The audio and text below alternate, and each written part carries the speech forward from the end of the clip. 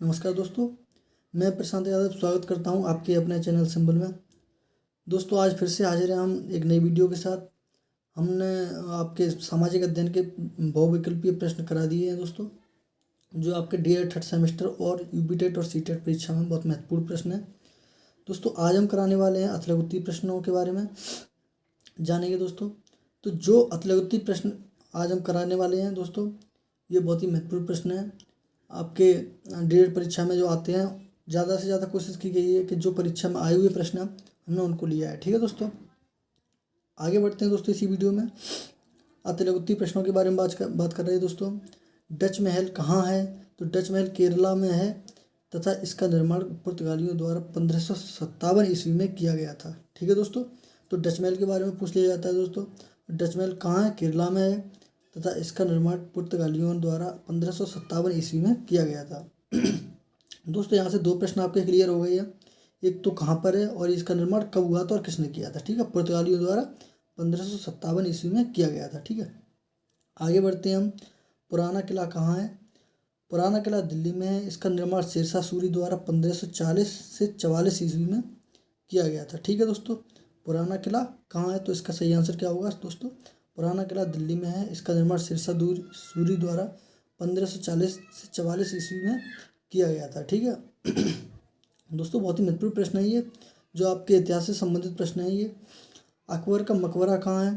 तो दोस्तों इसका आंसर होगा सिकंदरा, उत्तर प्रदेश में है अकबर का मकबरा। हम लोग गए भी हैं बहुत बार, कुछ लोग जा भी चुके होंगे। तो इसका निर्माण करता थे जहांगीर, 1613 ईस्वी में निर्माण कराया था इन्होंने। ठीक है दोस्तों, आगे बढ़ते हैं। जहांगीर महल के बारे में प्रश्न नंबर 4 पे है। जहांगीर महल अकबर का किला कहाँ है?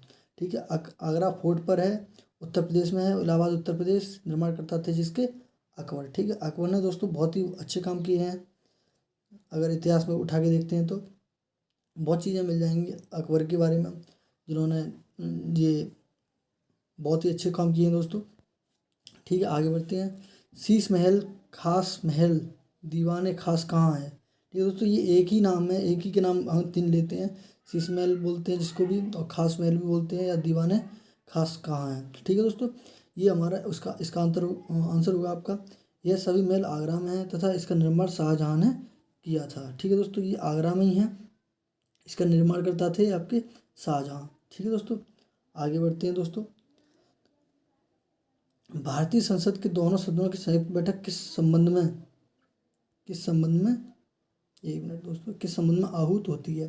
तो दोस्तों साधारण विधेयक के संबंध में आहूत होती है दोस्तों, इसका सही आंसर होगा। ठीक है, जो साधारण विधेयक पारित किया जाता है उसके संबंध में पारित की जाती है दोस्तों। ठीक है, आगे बढ़ते हैं अगले प्रश्न की ओर। भारत की जलवायु को क्या कहते हैं? उष्णकटिबंधीय मानसूनी जलवायु कहते हैं। ठीक है दोस्तों, भारत की जलवायु जो होती है उष्णकटिबंधीय मानसूनी जलवायु होती है, उसको मानसूनी जलवायु कहते हैं। ठीक है दोस्तों, उष्णकटिबंधीय मानसूनी जलवायु। ठीक है, आगे बढ़ते हैं। प्रश्न संख्या 8 पर है जो, भारत में सिंचाई के साधन का संक्षिप्त विवरण दीजिए। कुआं व नलकूप 61% सिंचित भाग हैं, तालाब 3% सिंचित भाग, नहर 24% एवं अन्य स्रोत हैं 11%। ठीक है दोस्तों, इस प्रकार के प्रश्न आ जाते हैं, ये आपको खुद ही मालूम होना चाहिए। भारत के सिंचाई के साधन का संक्षिप्त विवरण कौन कौन से हैं? कुआं व नलकूप हैं जो 61% हैं, और तालाब हैं जो 3% में हैं, और नहर हैं जो 24%, अन्य में आ जाते हैं 11%। अन्य में आपकी ये हो जाती है ट्रॉली वगैरह, ये चीज़ें आ जाती हैं आपकी। ठीक है दोस्तों, सिंचाई के स्रोत हैं ये। ठीक है, आगे बढ़ते हैं। विश्व का सर्वाधिक संचित क्षेत्र वाला देश कौन सा है? तो दोस्तों इसका सही है चीन, 21% है। एक नोट भारत का 20.2% संचित क्षेत्र है। ठीक है दोस्तों, ये याद कर लीजिए दोस्तों, बहुत महत्वपूर्ण प्रश्न है आपका। चीन है 21% है, जो एक नोट भारत 20.2% संचित क्षेत्र के बराबर है। ठीक है दोस्तों, आगे बढ़ते हैं। वर्तमान समय में सिंचाई के प्रमुख साधन बताइए। कुआं व नलकूप। दोस्तों इसका आंसर होगा कुआं व नलकूप सिंचाई के प्रमुख साधन है। ठीक है दोस्तों, वर्तमान समय में कुएं तो बंद हो गए हैं, ये नलकूप भारी मात्रा में यूज किया जाता है। ठीक है दोस्तों, जहाँ गाँव में चले जाते हैं आप, या फिर कहीं और भी चले जाते हैं। आगे चलते हैं। फ्रांसीसी ईस्ट इंडिया कंपनी की स्थापना किस वर्ष हुई थी? तो दोस्तों ये हर किसी को पता होना चाहिए प्रश्न। ईस्ट इंडिया कंपनी 1664 ईस्वी में एक सहकारी कंपनी थी। इस पर व्यापार व्यापारी का नियंत्रण न होकर राजा का पूर्ण नियंत्रण था। फ्रांसीसियों का मुख्य उद्देश्य भारत में व्यापार कर पूंजी एक कर मेडागास्कर में उपनिवेश स्थापित करना था। ठीक है दोस्तों। तो इसका आंसर वही हो जाएगा। 1664 ईस्वी में स्थापित की गई थी और सहकारी कंपनी थी दोस्तों। ठीक है, ये आपके फर्स्ट सेमेस्टर में ही पूछा गया था प्रश्न, ये आया भी था। आगे चलते हैं 12 नंबर प्रश्न पे। तो इसका आंसर है आसिरगढ़ का युद्ध कब हुआ था। आसिरगढ़ का युद्ध 1601 ईस्वी में अकबर द्वारा लड़ा गया अंतिम युद्ध था। ठीक है दोस्तों। जो युद्ध अकबर ने अंतिम युद्ध लड़ा था उसका नाम आसिरगढ़ का युद्ध था और वो 1601 ईस्वी में हुआ था। ठीक है दोस्तों। आगे बढ़ते हैं। प्लासी के युद्ध के बारे में मैंने कल बताया था आपको। प्लासी का युद्ध कब और किसके बीच हुआ था।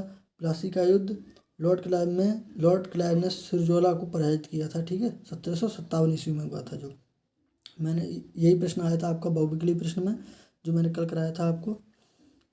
अगर आपने वीडियो नहीं देखी है दोस्तों तो पिछली वाली जो वीडियो है वो देख लीजिए। प्लेलिस्ट की मैं वीडियो डाल दूंगा, लिंक डाल दूंगा दोस्तों। ठीक है, तो वहाँ पे आप देख सकते हैं। आगे चलते हैं। बक्सर का युद्ध कब और किसके बीच हुआ था। बक्सर का युद्ध कब और किसके बीच हुआ था। तो दोस्तों इसका आंसर है बक्सर के युद्ध में 1764 ईस्वी में अंग्रेजों ने मीर कासिम, शुजाउद्दौला एवं अहमद शाह की संयुक्त सेनाओं को पराजित किया था। ठीक है दोस्तों। बक्सर के युद्ध में 1664 ईस्वी में जो हुआ था, अंग्रेजों ने मीर कासिम, शुजाउद्दौला एवं अहमद शाह की संयुक्त सेनाओं को पराजित किया था। ठीक है दोस्तों अगर आपने हमारा चैनल सब्सक्राइब नहीं किया तो प्लीज़ कर लीजिए और बेल आइकन भी दबा लीजिए दोस्तों, ताकि आने वाली वीडियोज़ के अपडेट आप तक पहुँचते रहेंगे। और शेयर करना बिल्कुल मत भूलिए दोस्तों। अगर आपके दोस्त हैं जो सीटेट परीक्षा या यूपी टेट से संबंधित कोई परीक्षा तैयारी कर रही हैं, उनको ज़रूर ये भेजिएगा दोस्तों। ठीक है, और बाकी सिंबल राइट फॉर एजुकेशन आपके लिए सदैव तत्पर है। और मैं इसकी टेलीग्राम लिंक डिस्क्रिप्शन में डाल दूंगा दोस्तों, तो उससे आप हमें टेलीग्राम पर ज्वाइन कर सकते हैं, जहाँ आपको PDF रोज़ की रोज़ मिलती रहती है। जो भी सब्जेक्ट पढ़ाया जाता है उसकी PDF आपको मिल जाती है। ठीक है दोस्तों, फिर मिलेंगे अन्य वीडियो में। तब तक के लिए जय हिंद, टेक केयर।